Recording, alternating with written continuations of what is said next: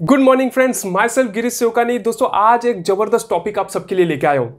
आज के वीडियो का टॉपिक है रिस्पेक्ट एल्डर्स।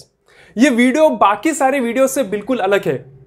मैं एक बुक पढ़ रहा था जहां पे मुझे ये जबरदस्त स्टोरी मिली and I could not control my self from sharing this story with you all.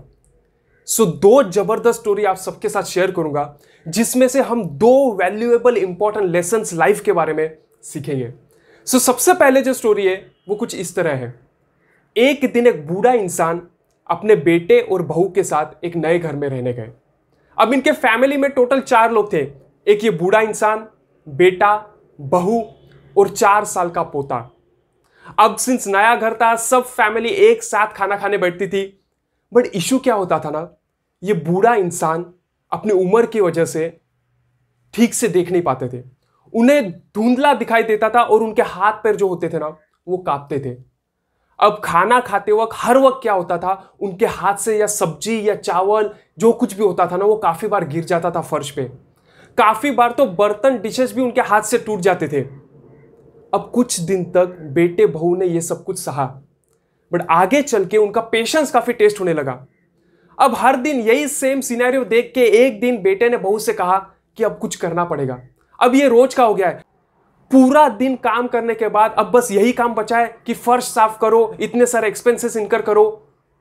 तो एक दिन बेटे और बहू ने डिसीजन लिया कि अब से ना अपने पिताजी को, दैट इज उस बूढ़े इंसान को, हम किसी और जगह पे बिठाएंगे खाना खिलाने के लिए। उन्होंने क्या किया, अपने घर के एक कोने में टेबल रख दिया और अपने पिताजी से कहा कि अब से आप यहां पे खाना खाओगे। उन्होंने वो टेबल तो रख दिया, बट वहां पे एक लकड़े का कटोरा रखा जिसमें उन्हें खाना दिया जाता था, खाना परोसा जाता था ताकि बर्तन ना टूटे। अब जब खाने का वक्त होता था ना तो ये बेटा, बहू और पोता एक साथ डाइनिंग टेबल पे खाना खाते थे। और जब वो बूढ़ा इंसान उन्हें देखता था ना तो उस बूढ़े इंसान की आंखों में आंसू आते थे, क्योंकि एक वक्त होता था जब वो उनके साथ खाना खाने बैठना था और अब सिचुएशन ऐसी आ गई थी जब इस इंसान को अपनी उम्र की वजह से अकेले घर के कोने में खाना खाना पड़ता था। वो बूढ़ा इंसान उन्हें देख के रोता था। बेटा बहू दोनों उसके यहां देखते थे, बट कोई भी कुछ रिएक्ट नहीं करता था। बट दोस्तों एक दिन कुछ ऐसा हुआ, एक दिन उनका 4 साल का बच्चा फर्श पे कुछ कर रहा था।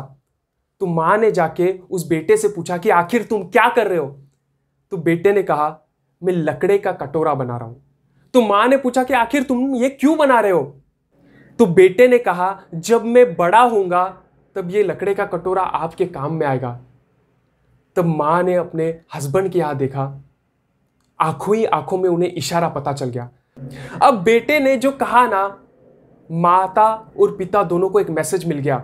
उन्हें पता चल गया कि आखिर ये 4 साल का बच्चा उनसे क्या कहना चाहता है। उन्हें अपने गलती का एहसास हो गया और उन्होंने तुरंत जाके अपने पिताजी से, दैट इज वो बूढ़े इंसान से कहा कि अब से आप हमारे साथ फिर से खाना खा सकते हो। आगे चल के वो चारों फिर से एक साथ खाना खाने लगे और आगे से उन्होंने कभी भी अपने पिताजी को कभी भी ना टोका, कभी ना कोई तकलीफ दी। दोस्तों काफी बार ना हमारे लाइफ में भी ऐसा ही होता है। हम एक रैट रेस में लगे रहते, हम कंपटीशन में लगे रहते to get materialistic things in the name of progress. But दोस्तों बाहरी दुनिया हमें एक्सेप्ट करे, हमारा सक्सेस देखे, इस रेस में ना काफी बार हम घर के ही लोगों को ना इग्नोर कर देते, ग्रांटेड ले लेते। काफी बार हम हमारे एल्डर्स के साथ प्रॉपर बिहेव नहीं करते। बट दोस्तों काफी बार ना हम यही भूल जाते कि जिस तरह से हम हमारे पेरेंट्स के साथ बिहेव कर रहे हैं, जिस तरह हम हमारे एल्डर्स के साथ बिहेव कर सकते, शायद एक वक्त ऐसा भी आ सकता है जब हमारे किड्स हमारे साथ ऐसा बिहेव करें। दोस्तों हमें हमेशा हमारे एल्डर्स के साथ, हमारे सीनियर्स के साथ उसी तरह बिहेव करना चाहिए जिस तरह हम एक्सपेक्ट करते हैं हमारे जूनियर्स या हमारे किड्स हमारे साथ बिहेव करें। दोस्तों काफी बार ना हमें कुछ भी पता नहीं होता कि हमारे पेरेंट्स ने, हमारे एल्डर्स ने कितना सैक्रिफाइस हमारे लिए किया है। At times you won't even know कि शायद आपके पेरेंट्स ने कभी खाना नहीं खाया होगा, बट उन्होंने एवरी केयर लिया होगा कि आप खाना खाओ। काफी बार तो आपको यह भी पता नहीं होगा कि आपके पेरेंट्स ने आपके एजुकेशन के लिए कहां से फीस के लिए पैसे लाए। बट दोस्तों क्वाइट ऑफन ना हम यही सारी बातें भूल जाते हैं।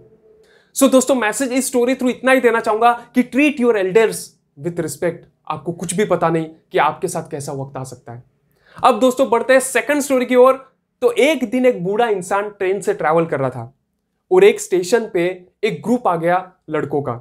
10 से 11 बच्चे थे जो एक स्टेशन से इस ट्रेन के अंदर चढ़ गए। अब सिंस जवान थे, आपने भी काफी बार देखा होगा कि ट्रेन में बच्चे चढ़ जाते हैं और उन्हें ना मस्ती करने की एक अपॉर्चुनिटी चाहिए रहती है।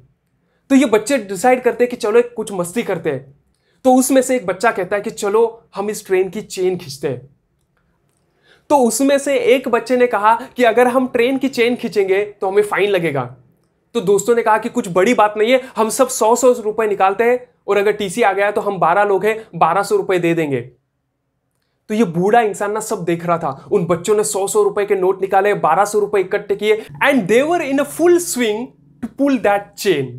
तो उसमें से एक लड़के ने कहा कि हम चेन खींचेंगे और हमें फाइन भी नहीं भरना पड़ेगा। तो बाकी के दोस्तों ने कहा कि आखिर ये कैसा हो सकता है। तो उसने कहा कि हम चेन खींचेंगे और जो भी इल्जाम रहेगा ना वो इस बूढ़े इंसान के ऊपर डाल देंगे। अब ये बूढ़ा इंसान ना काफी डर गया। उसने कहा कि अरे तुम्हें मस्ती करनी है, तुम्हें एंजॉय करना है, आप मुझे क्यों इसमें खींच रहे हो? मैंने तो आपका कुछ बिगाड़ा नहीं है, आप मेरी लाइफ के साथ क्यों खेलना चाहते हो? तो बच्चे ने कहा हमें तो मजा करना है। अब काफी बार ना लाइफ में भी ऐसा होता है, अगर लोग देखते ना आप गिड़गिड़ा रहे हो तो लोग आपका फायदा लेने को देखते हैं।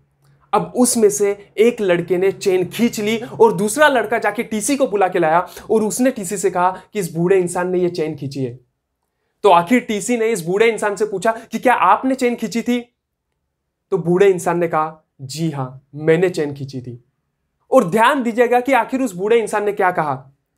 बूढ़े इंसान ने कहा मरता क्या नहीं करता, इन बच्चों ने मेरी जान खतरे में डाल दी, मेरे सारे पैसे इन्होंने छीन लिए, मेरे पास सिर्फ 1200 रुपए थे और ये 1200 रुपए भी इन लड़कों ने मेरे पास से छीन लिए। आप इनका पर्स चेक कीजिएगा, आपको डॉट 1200 रुपए मिलेंगे। तो टीसी ने उन बच्चों की ओर देखा और उन्हें 1200 रुपए उनके पास से मिल गए। टीसी ने उन बच्चों को पकड़ा और अगले स्टेशन पे उतर गए। और तब ये बूढ़ा इंसान खिड़की से उन बच्चों की इधर देख के अपनी दाढ़ी पे हाथ घुमा रहा था और इस बूढ़े इंसान ने उन बच्चों से कहा कि ये बाल ना ऐसे ही सफेद नहीं हुए। दोस्तों काफी बार हम जो ये एल्डर्स होते हैं, बूढ़े लोग होते हैं ना, काफी बार हम इनके एक्सपीरियंस को अंडर एस्टिमेट कर देते हैं। काफी बार हमारे लाइफ में ना हमारे एल्डर्स, हमारे सीनियर्स हमें कुछ एडवाइस देते हैं। आखिर ये डिसीजन तो हमारे ऊपर है, उनकी एडवाइस हमें लेनी है या नहीं लेनी है। बट दोस्तों उनकी एडवाइस सुनने में हमारा कुछ भी नहीं जाता। काफी बार ये जो एल्डर्स होते हैं, बड़े लोग होते हैं, बुजुर्ग लोग होते हैं ना, ये अपने एक्सपीरियंस थ्रू कहते हैं।